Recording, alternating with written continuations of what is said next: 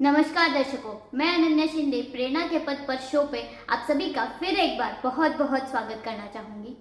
आज हमारे साथ एक ऐसे युवा महत्व है जिनकी सोच और जज्बा हमारे देश के लिए और देश की युवाओं के लिए बहुत ही प्रेरणादायक है।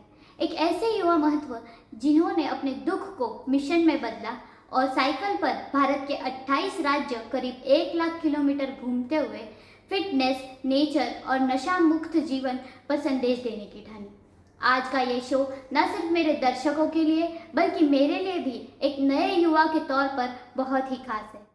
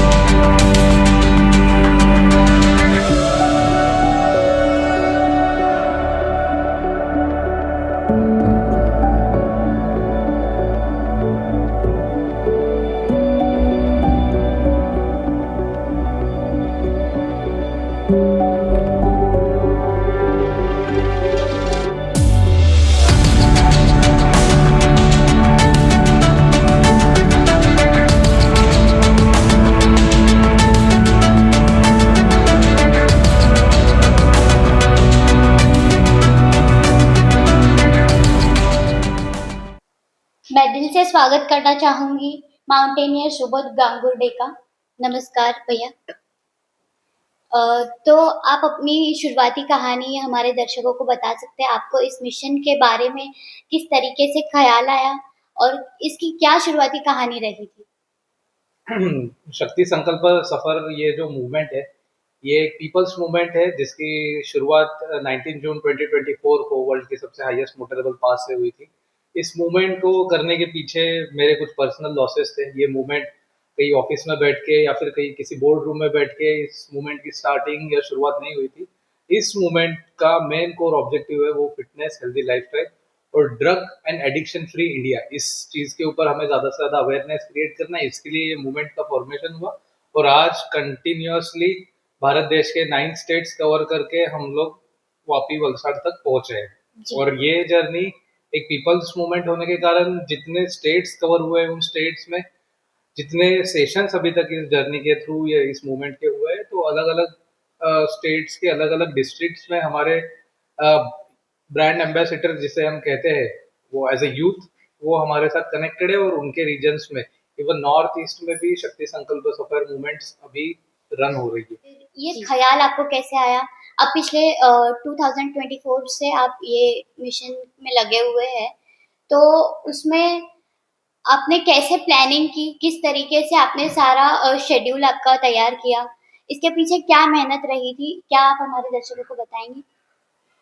ऑक्सी हंगर फाउंडेशन जो है, मैं उस फाउंडेशन का फाउंडर मेंबर हूँ। मैं और मेरे माउंटेनियर दोस्त हम लोगों ने मिलकर ये फाउंडेशन स्टार्ट किया।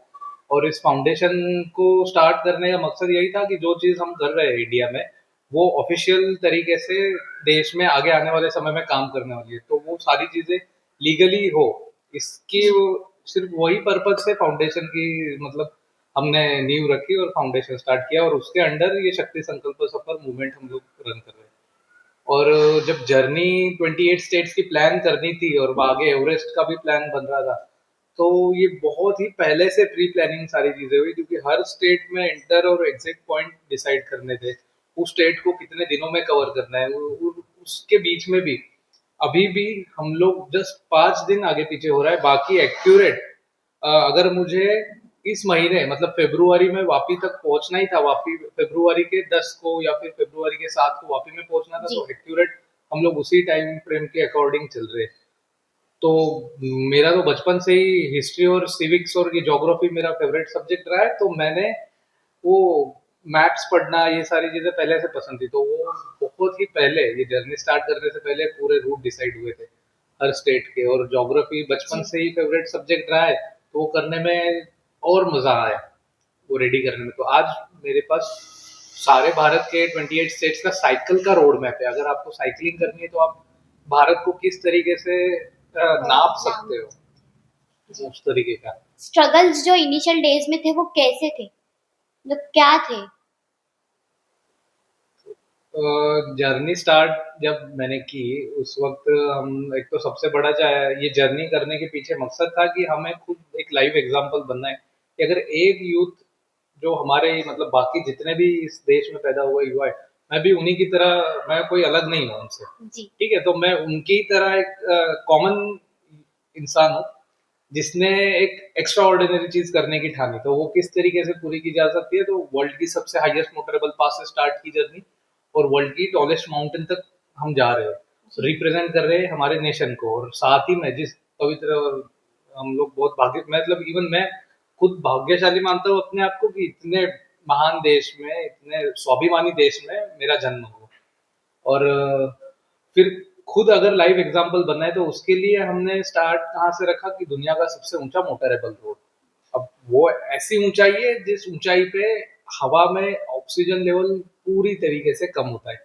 13,000 फीट की ऊंचाई के बाद आप जब चल आगे आगे जैसे एलिवेशन गेन करते हो, हवा में ऑक्सीजन कम होते जाता है और जो बॉडी होती है वो ऑक्सीजन उन्हीं जगहों पे प्रोवाइड करती है जो वर्किंग है। जैसे कि अगर मैं वॉक कर रहा हूँ तो मेरी बॉडी ऑक्सीजन का जो फ्लो है वो मेरे पैरों में ज्यादा करेगी, दिमाग में ऑक्सीजन लेवल का फ्लो कम हो जाएगा। तो 19,000 फीट की ऊंचाई मजाक नहीं होता। उन्नीस जी, हजार फीट ज़रूर। की ऊंचाई पे जाते जाते इवन गाड़ियां मशीनें दम तोड़ देती है। दम तोड़ देती चढ़ते चढ़ते आपको फील होता है कि गाड़ी नहीं है। चढ़ नहीं रही है चढ़ पा ऊपर। रही। तो वहां तक साइकिल लेके जाना, वो खुद में ही अपने आप में एक मेंटल और फिजिकल चैलेंज है अपने चैलेंज। आप में। तो मैं कर सकता हूँ, तो मेरे साथ मुझे लगता है कि कोई भी कर सकता है। तो ये अभी ये प्रेरणा आपको सिचुएशन है कहाँ से आती है? कि मैं आई एम ए माउंटेनियर। जी। मैं अपना ज्यादा से ज्यादा समय पहाड़ों के बीच में बिताता हूँ, नेचर के बीच में बिताया है। मेरे दोस्त, टीचर, मैं उन्हीं को गुरु मानता हूँ। पेड़ पौधों के साथ रहना, हिमालय की ऊंची ऊंची पहाड़ियों की गोदी में सोना, ये मतलब मेरी डेली लाइफ का रूटीन है। तो ना ये जो स्ट्रेंथ है, ये जो भी लर्निंग या फिर जो भी इंस्पिरेशन है वो नेचर से मिली हुई है। और जिस मिट्टी में मैं पैदा हुआ हूँ उस मिट्टी में एक बहुत ही महान और पराक्रमी राजा जो थे वो वहां से बिलोंग करते थे, छत्रपति शिवाजी महाराज। शिवाजी। आज लड़ाई वो उस तरीके की नहीं है। हमारे जो दुश्मन है अभी वो अंदर ही है, अंदर बाहर ही हाँ है, अंदर ज़रूर ही है। है। और वो दुश्मन कौन है?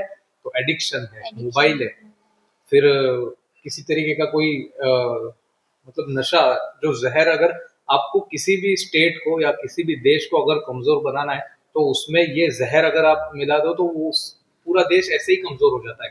क्योंकि उसका यूथ एक बार कमजोर हो गया उस स्टेट का या उस देश का, फिर वो देश ही कमजोर पड़। ड्रग फ्री इंडिया मूवमेंट के लिए आप काम कर रहे हैं, तो उसके बारे में बताइए कि वो किस तरीके से इम्पैक्टफुल रहेगा और क्या-क्या अनुभव उसके दौरान आप आपकी लाइफ में आए, ये बताइए? थोड़ी देर पहले मैंने मेंशन की थी चीज कि जी। ये जो मूवमेंट है ये कहीं ऑफिस में या बोर्ड रूम में किसी पेपर पे स्टार्ट नहीं हुआ था। जी। इस मूवमेंट के जो ट्रिगरिंग पॉइंट्स थे वो एक्चुअल में पर्सनल लाइफ के लॉसेस थे। ये बात मैंने मेंशन की थी। तो वो जो लॉसेस थे वो मैंने अपने सबसे करीबी इंसानों को आज इस दुनिया छोड़ के जाते हुए देखा है। और सिर्फ वो नहीं गए, वो जाते जाते एक फैमिली के ऊपर, एक समाज के ऊपर बहुत ही बुरा इम्पैक्ट करके चले गए। और at the very young age शादी हो चुकी थी। क्या हुआ उनके बाद? उन्होंने वो सोचा ही नहीं कि मेरे बाद मेरे वाइफ का क्या क्या होगा। होगा? उन्हें इतनी बुरी लत लग गई थी किसी चीज की कि उस चीज से वो इंसान बाहर ही नहीं निकल पाया। और वो क्यों नहीं निकल पाया? क्योंकि उसने कभी किसी के साथ ओपन होकर वो चीजें शेयर ही नहीं की कि मुझे प्रॉब्लम हो रही है। और ये उसी की वजह से आज वो इंसान हमारे बीच मौजूद नहीं है। तो सबसे करीबी लोगों में से कोई थे जिनका जाना मेरे लिए बहुत ही मतलब पैरों के नीचे से जमीन खिसका देने वाली चीज थी। मतलब पूरी जमीन हिल गई पैरों के नीचे की, ऐसा मोमेंट था वो। उसके बाद आसपास भी देखा कि आसपास ये सेम प्रॉब्लम है। कई सारे ऐसे लोग हैं जिनके घरों में छोटे छोटे बच्चे हैं लेकिन उनके जो पति है या फिर और कोई है घर के जो बड़े सदस्य, उनको किसी ना किसी चीज की ये बीमारी लग गया। लगी हुई है। जी। अल्कोहल है, कोई बीड़ी तंबाकू खा रहा है। जी। और एक बात है कि इस अगर मैं कुछ कर रहा हूँ ना तो मेरी परछाई मेरे बच्चों के ऊपर गिरेगी ही गिरेगी। के अंदर मोबाइल का एडिक्शन जो आज सबसे ज्यादा आपको देखने मिलेगा, और इसमें कहीं ना कहीं गलती पेरेंट्स की भी है। क्योंकि पेरेंट्स अगर बच्चा रो रहा है, खाना नहीं खा रहा है, तो उसके हाथ में मोबाइल अगर देते मोबाइल और स्क्रीन पे कुछ लगा के देते तो तो वो शांत हो जाता है। और उसका जी इफेक्ट क्या हो रहा है कि वो मेंटली काफी ज्यादा कमजोर कमजोर हो तैयार रहा है। उनको ग्राउंड में जाना चाहिए, खेलना चाहिए, मिट्टी के बीच में खेलना चाहिए, ऐसे गेम्स खेलने चाहिए जिनसे वो मेंटली फिजिकली फिट बने। फिट बने, ब्रेन और एक्सरसाइज नहीं हो रही है। यस, ये जो स्क्रीन है ये उनको मेंटली कमजोर बनाने में का सबसे बड़ा हथियार है। तो ना जो यूथ है उसके साथ साथ उनके जो पेरेंट्स है उनको भी इस चीज के ऊपर ध्यान देने की जरूरत है। छोटे से छोटे बच्चे भी अब मोबाइल के एडिक्ट बन चुके हैं। एडिक्टेड है और वो जी। एडिक्शन इस लेवल पे बढ़ जाता है कि उनको ना कम समय में अगर पैसे कमाने हैं तो वो गैम्बलिंग खेलना स्टार्ट कर देते हैं फोन पे ही। हम्म, और उसके थ्रू मैं पीछे एडिक्शन सेंटर्स में भी देखा है कि ऐसे ऐसे बच्चे वहां पे मौजूद थे 15-16 साल के, कि जिन्होंने अपने घर वालों के 15-15 20-20 लाख रुपए मोबाइल गेम खेलने में, तो वो गैम्बलिंग करने में गला दिए। और उसके बाद भी वो रुके नहीं, फिर यहाँ से पैसे चोरी करो, वहां से पैसे चोरी करो, ये चोरी पैसे। की भी लत लग जाती और फिर उधार हो गया, फिर लोग घर पे आना स्टार्ट हो गए पैसे। इस लेवल तक बच्चे पहुंच रहे हो। जितना अच्छा उपयोग इस चीज का है उतना ही बुरा इम्पैक्ट भी है। तो वो दोनों चीजें आपको बैलेंस करनी चाहिए और नजर रखनी चाहिए यूथ के ऊपर स्पेशली। तो ये मूवमेंट उस चीज के अगेंस्ट फाइट कर रहा है कि ज्यादा से ज्यादा अवेयरनेस क्रिएट करके आप लोगों में जन जागृति लेके आओ। है और जी। इस मूवमेंट का एक छोटा सा हिस्सा ये भी है कि मैं जो 1 लाख किलोमीटर जो ये साइकिलिंग कर रहा हूँ, उस 1 लाख किलोमीटर पे 1 लाख यूथ के साथ इंटरेक्शन करते करते 1 लाख प्लांटेशन ड्राइव्स रन हो रही है। तो जो मैं Indian army, air force, forest department, police प्रशासन, स्टेट गवर्नमेंट के साथ मिलके पूरे मेरे रूट पे प्लांटेशन कर रहा हूँ 1 लाख। और ये जो इनिशिएटिव है, ये 1 लाख पेड़ मैं अपने माँ के नाम लगा रहा हूँ। जहां जहां से मैं गुजरूंगा उस जगह पे मेरे माँ के नाम के पेड़ लगे हुए होंगे पूरे 1 लाख किलोमीटर पे, पूरे भारत के अंदर। और हमारे ये जो इनिशिएटिव्स है ये मूवमेंट के दौरान, ये हमारा जो ड्रीम है, विकसित भारत का सपना है, जी उसके लिए हम युवाओं की तरफ से ये कंट्रीब्यूशन है। विकसित 47 का जो सपना है विकसित भारत या का, उसके लिए हम युवाओं की तरफ से शक्ति संकल्प सफर, ये एक छोटा सा कंट्रीब्यूशन। तो यंगस्टर्स में आजकल बहुत ही लाइक डिस्ट्रैक्शन तो है ही, पर साथ ही साथ सहन शक्ति जो यंगस्टर्स में है वो कम हो गई है। और काफी छोटी छोटी दिक्कतों को वो अपने बड़ी दिक्कत बना लेते हैं अपने लिए, और ना चाहते हुए भी ऐसे कदम ले लेते हैं जो नहीं लेने चाहिए। तो इस बारे में आप क्या बताना चाहेंगे कि सहन शक्ति कैसे बढ़ाए और प्रॉब्लम्स को किस तरीके से फेस करें? क्योंकि आपकी लाइफ में भी जब आप इतनी बड़ी जर्नी कर रहे हैं तो प्रॉब्लम्स आए होंगे, तो आपने उसको किस तरीके से फेस किया होगा, तो इसके बारे में बताइए। सिर्फ अभी मैं पहले तो मेरी जर्नी के बारे में बताऊंगा कि जर्नी करते वक्त ड्यूरिंग द जर्नी कई बार ऐसे मूवमेंट्स आते हैं जब इतने मेजर ब्रेकडाउन आता है लाइफ में, फिजिकली मेंटली हो या फिर और भी कई सारे सिचुएशंस ऐसी आती है जब ऐसे होता है कि यार नहीं, ये पागलपन है, ये मत कर। जब माउंटेन्स क्लाइंब करने के लिए जाते हैं, हमारा एम क्या होता है कि नहीं, उस पहाड़ी से जब हम लोग हमारे नेशनल फ्लैग के साथ खड़े होके कोई फोटोग्राफ खींचेंगे और पूरे देश को मैसेज देंगे। तो उस वक्त होता क्या है, क्लाइंब करते वक्त ना मेरे साथ ऐसी बहुत बार सिचुएशन आई कि एक गलत कदम और सीधा जिंदगी से हाथ धोना तो पड़ गया। ऐसी सिचुएशन, कई सारे कार्वासेस होते हैं, उन्हें क्रॉस करके आपको आगे बढ़ना होता है। अगर गलती से पैर स्लिप हो गया तो आप दो मतलब पहाड़ के सीधे बीच में आप दफन हो जाते हो। ऐसी सिचुएशन से भी गुजरे। उस मोमेंट पे ऐसा लगता है आगे कोई नहीं है, पीछे कोई नहीं है, किसी को पता भी नहीं चलेगा कि यहाँ पे क्या हुआ है। लेकिन फिर ना लक्ष्य याद आता है कि लक्ष्य क्या है, उद्देश्य क्या है उस चीज को कॉन्कर करने का या पूरा करने का। जर्नी के दौरान भी ऐसी सिचुएशंस आई कि जहाँ पे मैंने कल शेयर की थी एक बात की ना, मेरे हाथ पैर काम करना बंद कर गए थे। उस वक्त में आंसू आ रहे थे आंखों में से, लेकिन मैं कुछ कर ही नहीं पा रहा था, हेल्पलेस हो गया था। उस सिचुएशन में ऐसे लगा कि यार साइकिल उठा के फेंक देता हूँ और चला जाता हूँ यहाँ से वापस घर पे। लेकिन फिर मुझे याद आया कि मेरा पर्पज क्या है, ये चीज या ये जर्नी मैं किस मकसद से पूरी कर रहा हूँ। एम अगर आपका क्लियर है लाइफ में, तो कितनी भी मुश्किलें आए वो मुश्किलों से आप आगे बढ़ते चले जाओगे। हाँ, ऐसे सिचुएशन आती है जब आपको स्लो डाउन होना पड़ता है, जिस स्पीड से आप आगे जा रहे हो उसे कम करना पड़ता है। तो वो it is okay. Day by day अगर आप छोटे छोटे कदम रखोगे तो आप इवेंचुअली आपकी मंजिल तक धीरे धीरे पहुंच ही बहुत जाओगे। तो अभी अगर ऐसी सिचुएशन किसी के लाइफ में कोई आ रही है जहां पे उसे लग रहा है कि अब गिव अप कर देता हूँ, तो गिव अप करना ये एक लूजर की निशानी है। विनर्स जो होते हैं ना, वो गिरते हैं फिर उठ के खड़े होते हैं, गिरते हैं फिर उठ के खड़े होते हैं, और कंसिस्टेंसी रखोगे तो वो चीज एक ना एक दिन पूरी हो जाएगी। अल्बर्ट आइंस्टाइन ने भी 1000 एक्सपेरिमेंट्स फेल गए थे, उसके बाद उसका जो 1001 एक्सपेरिमेंट था वो सक्सेसफुल हुआ था। और फिर बास्केटबॉल पे भी, बास्केटबॉल के जो भी प्लेयर्स है, उनका नाम अभी मुझे याद नहीं आ रहा है, लेकिन उन्होंने हिस्ट्री क्रिएट की थी। लेकिन वो हिस्ट्री एक रात में क्रिएट नहीं हुई, वो था 1000 बार हारे, फेल हुए, उसके बाद 1000 बार फेल होने के बाद जो उनको एक चांस मिला ना, वहां पे जाके उन्होंने पूरी दुनिया में मिसाल कायम की थी। तो कोई भी चीज ओवरनाइट नहीं होती, आपको पेशेंस रखने पड़ेंगे, आपको कंसिस्टेंसी रखनी पड़ेगी, और आप अगर डेडिकेटेडली किसी चीज को काम करने के लिए निकलोगे तो वो एक ना एक दिन जरूर पूरी होगी। बट अगर कोई ऐसा बच्चा हो या ऐसा कोई व्यक्ति हो जो उतना स्ट्रांग नहीं हो, लाइक पहले से ही उतना स्ट्रांग नहीं हो, लेकिन उसका कोई एम हो कि उसे करना ही है, लेकिन वो शायद उस मोमेंट पे उतना स्ट्रांग नहीं बन पा रहा है जितनी जरूरत है, तो उस समय उसको क्या करना चाहिए?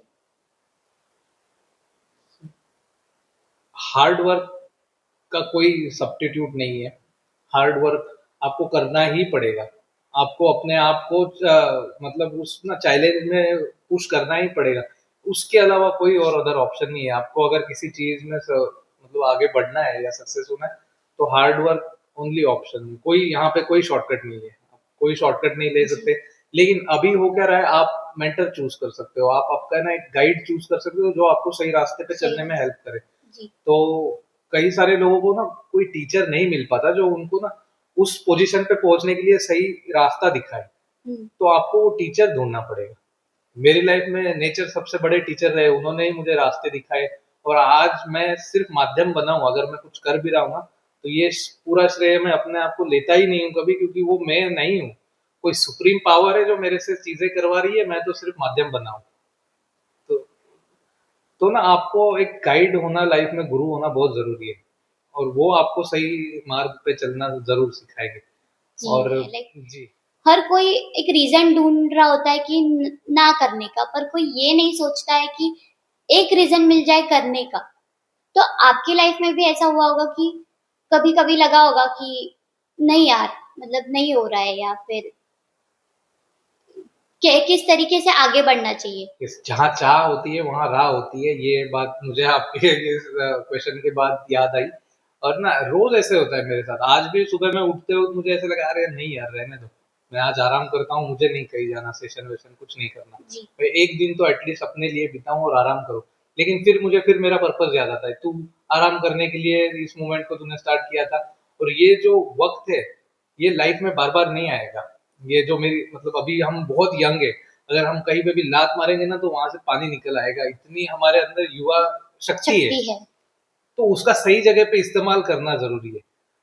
तो बहाने तो मेरे साथ रोज आते हैं, मुझे रोज मिलते हैं कि नहीं आज तू रहने दे भाई, तुझे कोई जरूरत नहीं है, मतलब तू आराम कर।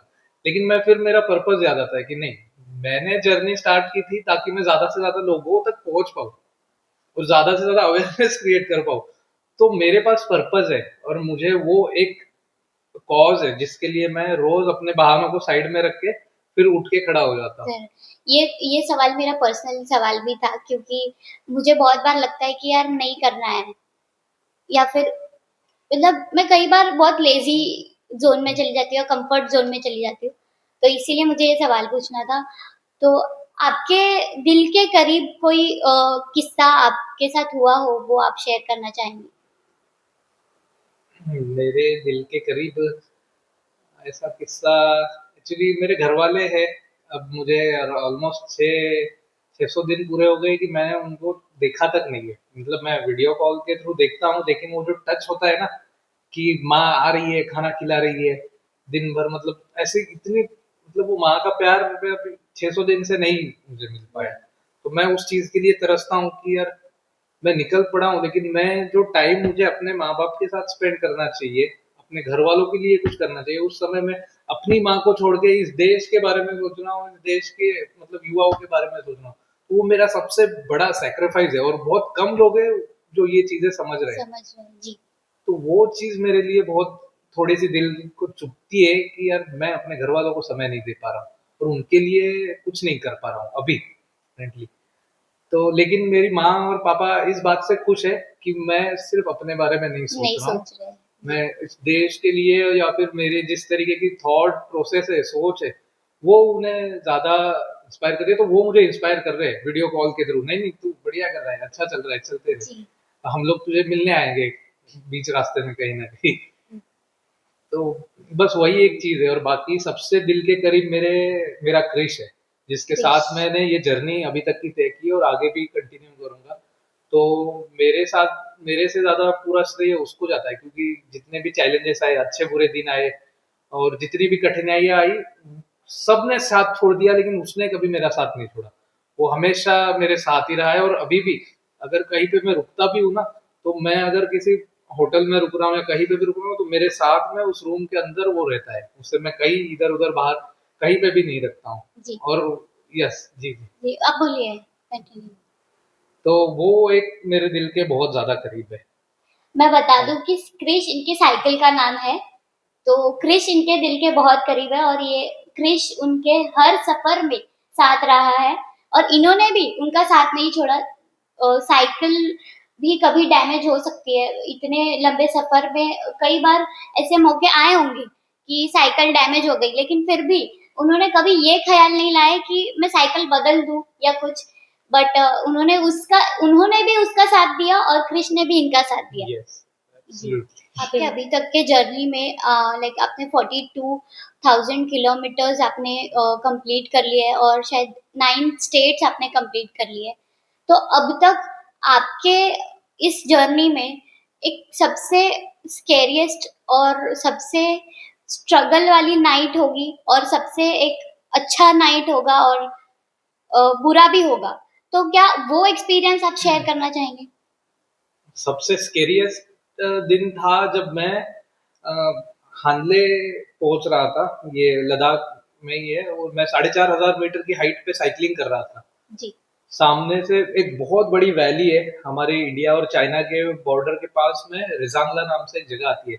रिजांगला वॉर मेमोरियल जैसे ही आप क्रॉस करते हो, आगे बहुत बड़ी वैली है और उस वैली पे रोड नहीं है, सिर्फ पत्थर पत्थर पत्थर ही है पूरे और मिट्टी वाला रास्ता है। उस पे मैं इतनी बड़ी वैली में साइकिलिंग करते हुए जा रहा हूँ और नेचर वहाँ पे सुप्रीम है, उसके आगे किसी की नहीं चलती। तो वहां से ना तेज हवाएं वैली में आना स्टार्ट हो गई। हवाएं जब तक आ रही थी तब तक सब ठीक था, लेकिन हवाओं के साथ साथ फिर बारिश भी होने लग गई वहां पे। और ऐसी सिचुएशन में उस वक्त थोड़े मेरे पास इक्विपमेंट्स उतने नहीं थे जितने होने चाहिए थे सर्वाइवल के लिए। तो उस सिचुएशन में बहुत टफ था और वहां पे ऐसी सिचुएशन थी कि अंधेरा होने आया है और आसपास कहीं पे शेड ही नहीं है। शेड ही नहीं है, मैं रुकूंगा कहाँ पे? अगर टेंट भी लगाऊंगा ना, तो वहां पे वो हवाएं 80-90 की स्पीड से चल रही थी। टेंट और मुझे भी उड़ा के लेके जाए, इस लेवल बहुत की ही हवाएं भयानक वैलीज होगा। में चलती है। जी। तो वो सबसे स्केरियस्ट नाइट थी। मुझे ना टेंट लगाना पड़ा रोड के साइड में और वहां पे इतने बड़े बड़े पत्थर टेंट के अंदर रखने पड़े ताकि टेंट उड़ ना जाए वहां से। और बाहर बारिश कंटिन्यू रात भर होती रही, रात भर नहीं मतलब 2-3 घंटे होती रही और मुझे फिर वहां पे ही रात में रुकना पड़ा और फिर मॉर्निंग में मैंने जर्नी वहां से स्टार्ट की। तो ये सबसे स्केरियस्ट मोमेंट थी क्योंकि मैं उस वैली के अंदर अकेला था। मैं आपको वो विजुअल्स दिखाऊंगा कि वो कितनी भयंकर वैलीज होती जी। है वहां की। और सबसे हैप्पीएस्ट मोमेंट इस जर्नी का रहा है जब मैं मतलब पूरे इंडिया में, मैं किसी एक पर्टिकुलर मोमेंट के बारे में नहीं बता पाऊंगा, लेकिन पूरे इंडिया में जिस लेवल से इस मूवमेंट को, शक्ति संकल्प सफर मूवमेंट को लोगों के थ्रू प्यार और सपोर्ट और जिस तरीके से इंकरेजमेंट मिलती है ना, जी। वो मेरी सबसे बड़ी अचीवमेंट है कि मुझे ना लोगों ने ट्रस्ट ट्रस्ट कमाया, मैंने लोगों का बहुत अच्छा ट्रस्ट कमाया और आगे आने वाले समय में भी इसी तरीके से मतलब आगे और लोग जुड़ते रह रहे हैं।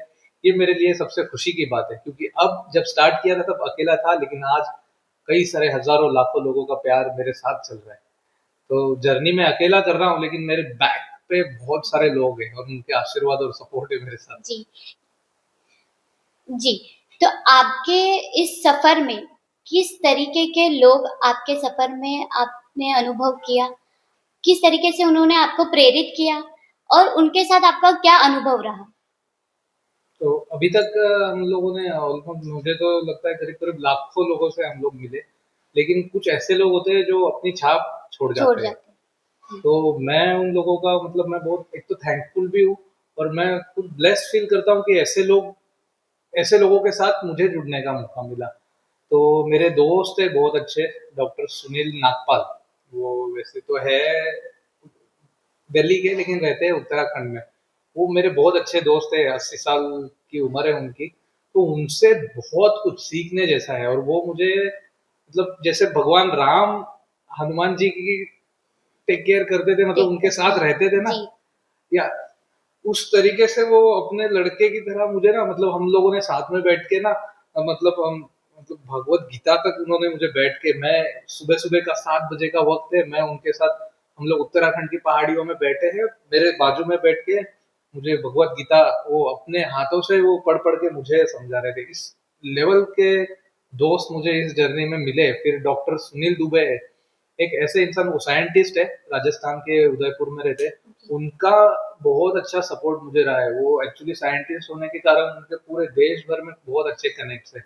तो जहाँ जहाँ पे भी मैं जा रहा हूँ वहाँ वहाँ पे वो लोग वो मुझे अपने दोस्तों से मिला रहे हैं ताकि ये मूवमेंट और ज्यादा स्ट्रांग स्ट्रॉन्ग बने, बने इसलिए। जी फिर डॉक्टर डॉक्टर अरुण दीक्षित, वो भी साइंटिस्ट है, हमारे अहमदाबाद में रहते हैं। वैसे तो है वो उत्तर प्रदेश के, ओके लेकिन यहाँ पे पिछले कई सालों से काम कर रहे हैं गुजरात के अंदर ही, तो उनकी कर्म भूमि गुजरात है। तो उनका भी बहुत अच्छा सपोर्ट और कोऑर्डिनेशन रहा है और वो ऐसे लोग हैं ये जो मुझे अपने लड़के की तरह ट्रीट करते हैं और वो देख रहे हैं कि अगर मेरा लड़का कुछ करने के लिए जा रहा है तो मैं उसके लिए क्या कर सकता हूँ, और उस लेवल का सपोर्ट वो लोग मुझे कर रहे हैं इस जर्नी के थ्रू।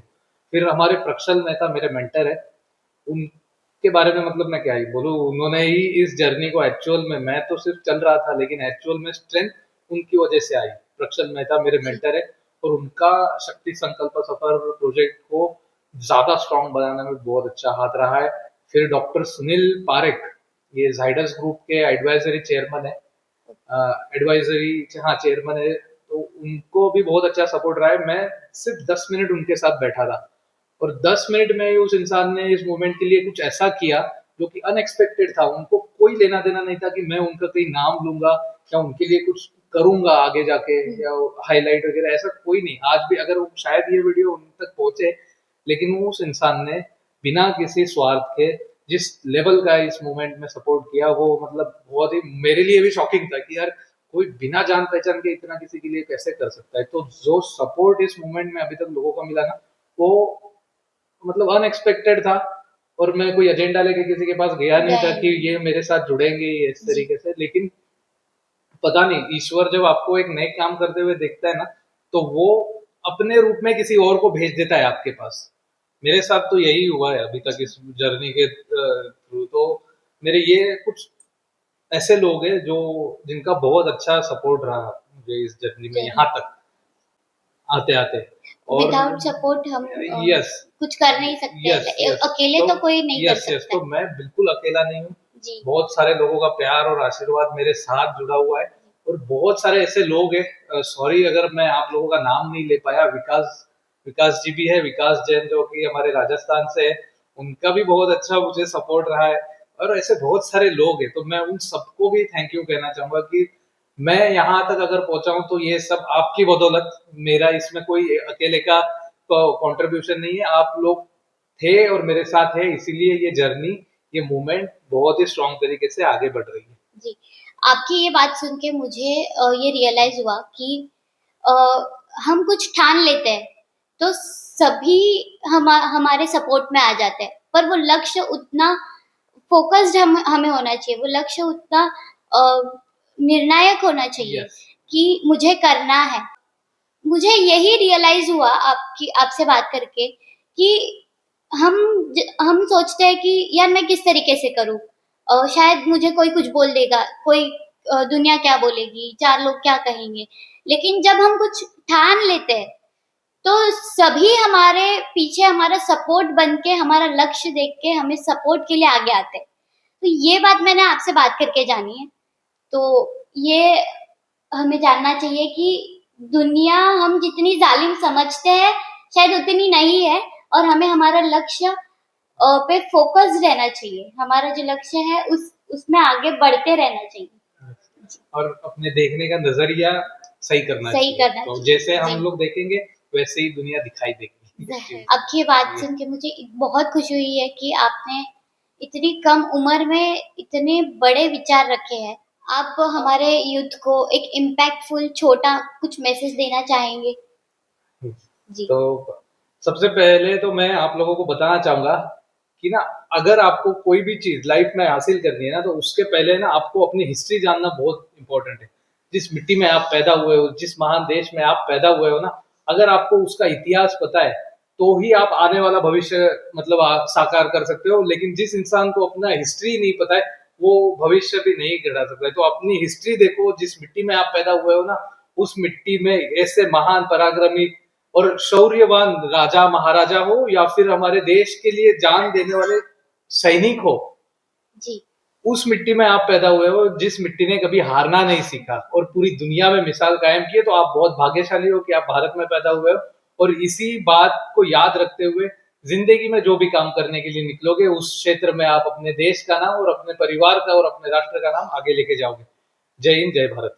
जी शुभत जी, बहुत बहुत धन्यवाद। Yes, आपसे धन्यवाद। बातें करके मुझे भी बहुत सारी चीजें सीखने को मिली है और बहुत सारी चीजें पता चली है कि किस तरीके से हमें जिंदगी में आगे बढ़ना चाहिए। तो आपका कीमती समय हमें देने के लिए बहुत बहुत धन्यवाद। और धन्यवाद। थैंक यू दर्शकों।